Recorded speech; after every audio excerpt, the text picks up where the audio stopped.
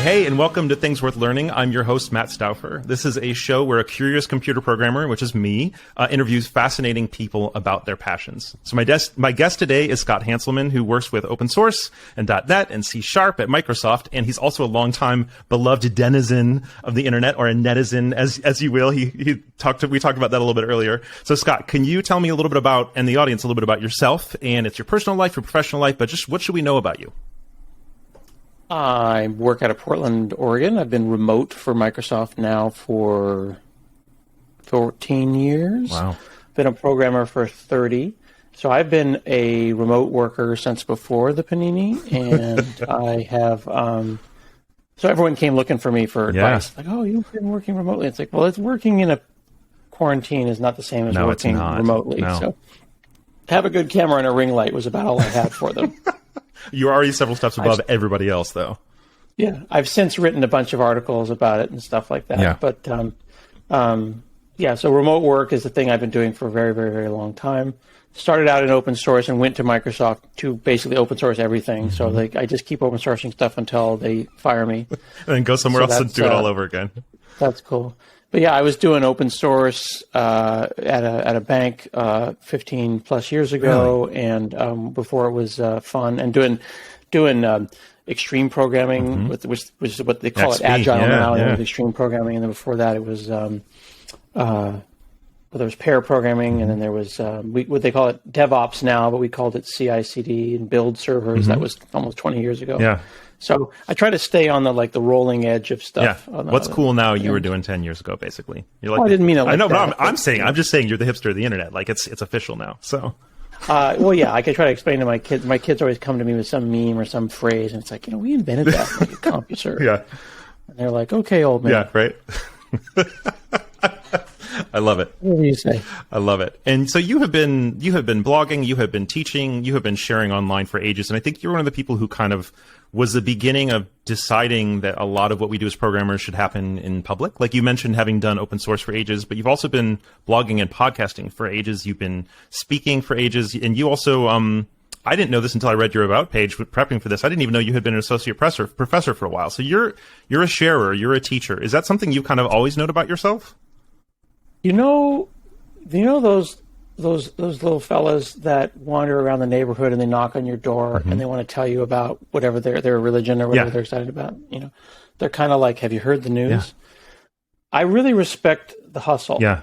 Like, good on you you're so excited about your thing that you're wandering around the streets talking about it. So I really like that philosophy. Okay. So I have been doing that, have you heard about this? Right. Yeah. Forever. Yeah. It's whatever the thing is. Yeah, you're an evangelist for whatever. I'm an oversharer. Yeah. God, I'm an oversharer too. This is why we get along. I love that. So right now, my love language is sending TikToks to my family and I love that. Emailing them, texting them. We have WhatsApp groups dedicated to me sending you TikToks. Yep.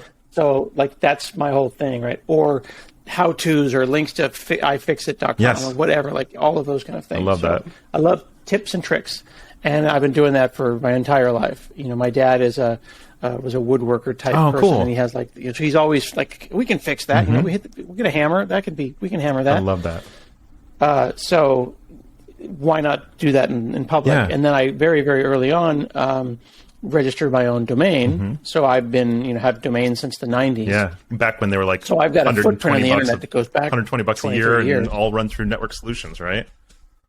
Right, exactly. Yeah, so you've been doing this. Yeah. So yeah. I've been. Why not share? Yeah, right? I love that. Why not share? But also share with a URL that you own and support. Right, which is a thing we could have a whole podcast about if we were going to. One other quick question about that. You also mentioned you had been a stand-up comedian, and I've found that of my friends who are stand-up comedians, one of the things that's very common is that they have this very big presence on stage, and in person they're often these extraordinarily humble, caring, and often kind of very quiet people.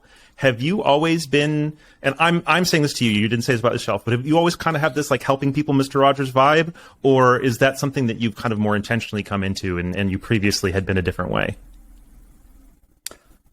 I would say I was in my early 20s. I think people would probably describe me as being intense All right. and somewhat unfocused. I would say this is probably Scott 3.0 or 4.0 at this point. Got it. I don't know why, but there's a calmness that comes hopefully with age. I think that I had, pretty bad like imposter syndrome, and I didn't fit. And before the word FOMO, fear of missing out, was a thing, I had a lot of FOMO. Yeah. I spent a lot of time in high school afraid to like leave the party because something cool would always happen at 2 a.m. Yeah. And then once I figured out that nothing good happens after 2 a.m., like as a rule, nothing life-changing happens after 2 a.m., you should leave the Hilton hotel lobby. Yeah. Nothing good is going to come of it. At least nothing positively life-changing is going to happen. Nothing positive, absolutely. Like Prince is not going to come and do a spontaneous, like, and the dude after you left, Prince came, he was amazing. Yep. Doesn't happen, never. You should be studying. You should go back and do the. All right, you hear that, kids, fine. Right? Yeah. Go study. So it has. I would say I have evolved, and my volume has turned down from an overly intense 11 to a pretty chill 9. Okay, I like it. Transitionally, my first question that I'm trying to ask everybody is, do you have any sort of like a life mantra or a phrase or idea you like to live your life by? And it could be related to what we just said or not, but is there any kind of like, I don't know if you've seen, Ted Lasso, but he's got his like belief, do you have a shtick? Yeah. Like a phrase or a way you try to kind of like gauge new opportunities against or anything like that? Yeah, we recently lost a friend named Abel Wang, and I had you can go and check out. Yeah, I'll link it in the show notes. My podcast I did with him just a couple weeks before he passed, and he said, "Don't accept the defaults." And he and I actually had been using that phrase simultaneously and didn't even know that we'd like both been like that's our thing, right? Yeah. And I used to give talks about intentionality. Be intentional is my thing. So, when you get that installer on Windows, on Macs, you just drag installer into the applications folder. But on a Windows machine, you see next, finish. Yeah. And somewhere in the middle there, as you're skipping past EULAs and not reading anything, there's a button that says custom. Okay. And you get to change versus accepting the default. And you get to change stuff. Yeah.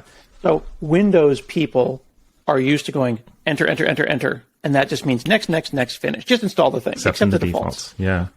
Abel says, don't accept the defaults. Always click custom, because you never know what's underneath that button that says custom. Could have installed a weird toolbar. Yeah. You don't want a weird toolbar in your life. Yeah. And that is like a philosophy. So intentionality is super important. Yeah. Don't accept the defaults was Abel's thing, and I really appreciate that. So honor him with that as well. Deliberate practice. I love that.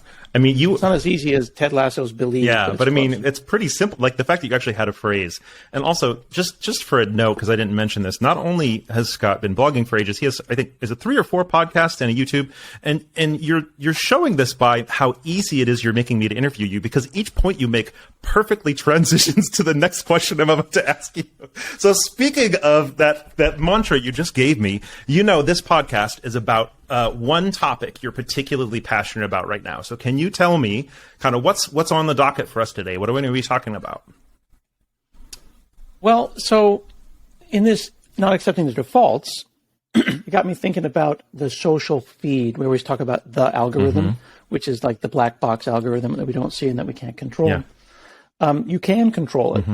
If you're going to give the big, giant, nameless, faceless company that's destroying democracy your data, you might as well enjoy the ride. The way. So whether it be TikTok or Instagram or Facebook, if you feed the algorithm the kind of positivity that you want by liking and sharing the things that you want to see more of, you will end up with what's called an FYP, a For You page. That's the feed in TikTok. And the things that come onto your FYP, your For You page, will delight you. But if you put asshole-ish, forgive me for swearing on the podcast if you have to bleep that out, stuff out into the world, then that karma is going to come back. Like the algorithm is truly karma, like rolling back on top of you. So if you're liking a bunch of mean videos of people hurting each other or doing the milk crate challenge, you're going to end up with a lot of negativity in your life. I'm really, really enjoying TikTok right now. Yeah. The problem is the first 3 days of anyone on TikTok are arguably offensive. Yeah, that was my experience. And I told you before we were on the call, I tried to join it and I couldn't get it. So tell me a little bit about that. So what'll happen is you'll go onto TikTok and then you're going to find the fat part of the bell curve, right? That middle part of the bell curve, which is just people doing dumb stuff and like hurting themselves on skateboarding and then text going fail. Yeah. And it's like, oh, we're all going to laugh at people hurting themselves. Right. But if you push through that and just say, you long press and you say not interested on the negativity, and then you like only the positive things and then go and search for stuff. Okay. I have found on my TikTok, after having tuned the algorithm over about 3 days, I'm just looking at mine right now. I've got musicians. Here's someone talking about the linguistics around Simlish, the Sims. That's awesome. There's excited people talking about their PhDs. Here's somebody talking about they're doing a PhD about a snake. I've got indigenous creators talking about bringing back their languages and their dances. Here's some buskers. There's a lot of really great musicians. All popular musicians from now on are going to come off of TikTok. The way that Bieber came from YouTube. Yeah. TikTok is where these things happen. It's turning into just a wonderful, joyous feed of cool stuff. My wife is a nurse, so I've got nurse TikTok, which is like a sub TikTok of these things where they talk about, when you're on the night shift, and it's like jokes, comedians, impressions. Here's one on what's this word here? Clay. Molding things with clay, cosplayers, 3D printing, Iron Man. I love that. Costumes and stuff like that, and I'm looking at mine. I'm just scrolling. It's just nothing but cool, positive stuff. Yeah, that's no goofy dancing videos except for the awesome dancers, which are also amazing on TikTok. That's so different from. So you said the fat part of the bell curve, meaning kind of like the most generic, applicable to everybody. They're like, well, if you're a person, you'll probably most likely like this kind of dumb stuff. Yeah. Okay. There you go. If you're a person. Right. Because they have to choose that, right? All we know about you is you're a person right now. Yeah. Right. Exactly. All we know is that you're a person. There's this thing that they do on TikTok called stitches, where someone does a video and then you stitch to it, which is you take the video that the person just did, you put it over to the right, and then you talk, and then another person can stitch yours. So then maybe your two videos will go here, and then there'll be a third video, and then people are doing barbershop quartets. I was going to say I saw the ones with the and I didn't understand that was TikTok. I don't remember what that was called, but it was a guy doing a shanty. That's the word. The sea shanties. So that was all TikTok. Yeah, thank you. I was like shanty. It's not all shanty. The rise of sea shanties, SEA shanties. Yeah. There's also been some. I think it's called Carnatic, Indian traditional music, doing covers of modern pop songs. Cool. I'm looking at one right now, which is now 7 Deep, where a guy named Abdallah Alamin is doing. Old school a cappella with 6 other guys. Oh my gosh, that's incredible. It's hugely. And and then the Ratatouille musical. Did you know about this? No, I love the movie. I didn't know there was a musical. There isn't until there was. So on TikTok, this lady did. She's like, Ratatouille should have been a musical, and she did a song. Okay. And then a bunch of musical theater nerds. I used to be in musical theater. Saw it on TikTok, and they're like, oh yeah, that would be the theme for Ratatouille. I'll do costumes, I'll do the set. And then Titus Burgess from Kimmy Schmidt, who is a huge theater person, decided to get together with a bunch of folks, and they organized a TikTok-produced Ratatouille musical where all of the casting calls were done on TikTok. Then they called different people in, got some famous people, some not famous people, and they sold tickets. And put on a musical, and you can go and find Ratatouille the musical, and it was done all remotely over TikTok. So, do you actually watch the final thing over TikTok, or is the final thing? I watched the final thing. Wow! It was like they charged like $5, and you log into like the Actors Guild or whatever, and watch like a 45-minute Ratatouille musical.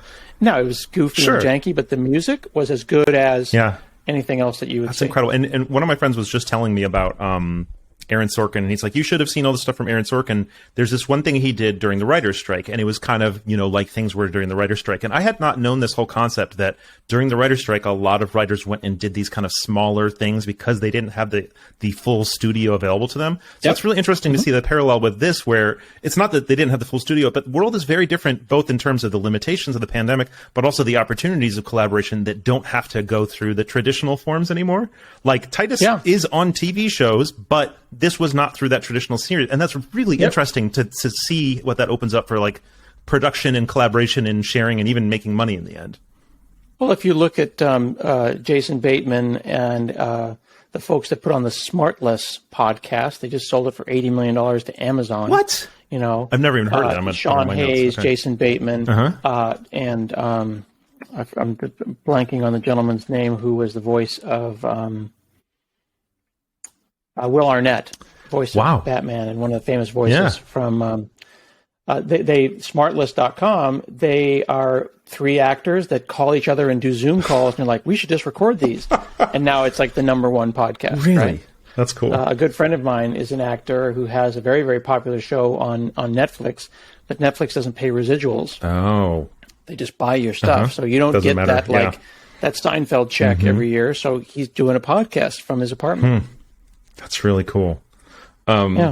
So you I'm getting all excited about TikTok here with you, and I really appreciate that. But I kind of your foundation. Well, Sorry, let's get back to the foundational pitch here. It's not about TikTok. It's about the feed. Yeah. What are you choosing to let into your brain? So some of this is technical, right? Some of the technical aspects are you can choose to you feed certain input into the algorithm that defines the type of output you get from the algorithm. So you can intentionally shape the experience you have in this particular space. But some of it I feel like is a little bit more ideological, that may go beyond just the feed, right? Like, and it's this idea of intentionality, which I don't think that you probably only apply to feeds. So I feel like there's a level of, like, agency and control over life when you're looking at massive multinational corporations that are ruining the world, that when you're looking at the state of the U.S. government and, a lot of overseas places as well, where you just kind of feel hopeless. I feel like intentionality and shaping your own kind of space you're around has an element of hope to it. And I wondered if that, just me having said that, does that kind of lead you in any directions? If not, that's totally fine. But well, some of it comes from sometimes to be hopeful is to have to have privilege, right? There's a lot of messed up stuff right now in the world. So being economically stable, I've got a job and I don't have to worry about food this week. Yeah. I didn't always have food security, but I have had food security for the last 20 years. There's privilege inherent in that. So I'm privileged to be hopeful, but also there's a certain amount of, with helplessness, there's only hope left, right? It's a very difficult world right now. And if you start spiraling down the drain of negativity, then you're going to feel pretty lousy. So I am choosing to be hopeful and kind and inclusive and positive. I love that. Because what else do we have? Yeah. But I just got this T-shirt recently, not the one I'm wearing now. This one says "Include everyone" in C++. But I've got another one that says "Work hard and be nice." Yeah. And I'm getting compliments like all over town. I love that. Because you just don't see shirts like that. Yeah. You know what I mean? Yeah. So it's like, work hard, be nice. This life is too short to be so mean, and the amount of energy required to be upset right now, and not valid outrage. There's perfectly good reasons to be outraged, but to be so upset about something means that it's probably not about the thing at all. It's in fact probably that someone's in pain. You know what I mean? Like when I see someone flipping out in the parking lot and someone filmed it and put it on TikTok or whatever, and it's like, oh, look at this person being an ass in public. It's probably something else going on, right? Like what is put in that position? There's pain underneath. Yeah. So empathy is my vibe. So when you pop off the stack at the beginning of the question about like intentionality, as well as me changing over the years, it's practiced extreme empathy. Extreme empathy. So over time, like no matter how bad it is, it probably wasn't about you. It's probably about something that they're going through. How did they get there? What was their story? Like, let me ask you this, Matt. Do you ever, before the pandemic, you're in a crowd and you just have a moment where you're just utterly overwhelmed by the number of people that are walking by because you realize that every single one of them has a story? Yes. I didn't know. And it's just like you just want to pause and have like little pop-ups over their heads with like a bio, a dossier of like, this person just passed me. I'm never going to see them again. They're NPCs, right? They're non-player characters from my perspective. But they have parents, or do they? Do they have Christmas or maybe another holiday? Like they get together with their families. They have hopes and dreams, and they pass you at Universal Studios. Right? So when somebody flips out in the parking lot of a Whole Foods because they didn't get what they wanted or whatever, there's probably an underlying pain there. And what we're missing right now is any kind of empathy right now. Everything's been split into them and us, tribal negativity. So I am trying to do the exact opposite of that. Wow. I'm feeling some feelings right now. I'm trying to, I love that. I wish we had another hour. But I'm gonna have to have you back on again for sure. But I think I especially feel comfortable having this conversation with you because I know that you care about inclusivity and equity and making our industry and the world a better place, especially for people who've traditionally had a difficult time. Because I think sometimes when we do talk about empathy and being considerate of the other person and stuff like that, sometimes it can devolve into a how dare you say that what someone did was wrong, like they, whatever. And so I think it's really helpful to be able to hold the two things in balance. Like there are things that are unacceptable. You said there are things that are worth being outraged about. And then at the same time, people, no matter what the things they're doing, also are still unique individual people who may have different pains behind them. And for both of those things to be true is a really difficult tension, I think, to walk. And because I know we're about to close out, I just wanted to see, is there anything you could talk about when it comes to having to know both of those things at the same time? You can't just be nice to everybody and assume everything they've done is good. You can't just, if you're holding them attention, you also can't just look at what someone's done wrong and just write them off as horrible people and be, there's some balance of having both. Can you talk a little bit about what that balance feels like or how to do it? Well, one can get, I don't want to say be nice and ignore things that are inappropriate and outrageous. I'm not saying don't march for the things that matter to you. I'm not saying don't have a, hold a vigil or call your congressperson or whatever. I'm talking about the more kind of like day-to-day background outrage is the opposite of self-care. Oof. Yeah. You know what I'm saying? Like my dad once, when I was younger and stressed out, said, you need to chill out because you're no good to us dead.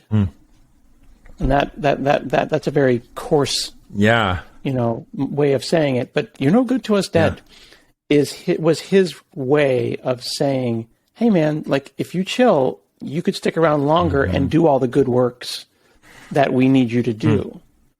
So when I meet people that are so outraged, I'm worried they're going to burn out in their, early 30s. I'm thinking to myself, I really want you to be here for another 70 years so that you can help, so that you can be successful, so that you can fight. Those conversations are actually what my TikTok, my own personal TikTok, because I'm an old man on TikTok, is all about, of telling people to focus, to breathe, to take a nap, take a walk when you need to, so that you might fight another day because you're no good to us dead. That's wonderful. God, I want to end it there, but I won't because I want to recap for my brain to make sure that I'm hearing you right. Otherwise, I would have ended up on that because that was so good. I don't know. Maybe it's a little downer. No, it's because your dad didn't say that out of being a jerk to you. He said that out of love for you, right? Like he is legitimately concerned for your health. So my kind of recap you a little bit of that one. I want to hear if I got this right. Is you can care for yourself by choosing to maybe kind of have a more hopeful, positive, empathetic perspective on the day-to-day things that will not have to make you, therefore, be someone who doesn't have the permission because now someone has told you to chill out, to care deeply about big, important issues, but rather shifting your day-to-day experience of life, even through changing the algorithm a little bit of what you're consuming, or having a different perspective on, someone, maybe you're at Universal Studios and that person walking by you slams in your shoulder a little bit past them. How are you going to respond to that a little bit? Some of those shifts in your day-to-day can make a positive benefit in your ability to engage in those big life-changing things that are perfectly valued for you to be involved in. So it's not kind of like, hey, chill out about everything, stop caring, which I think is a lot easier for us to do as white guys. Be like, why are you all so angry at the time? And that's not the message here, right? Like the message is like, care about the big things. This is not. But our day-to-day perspective.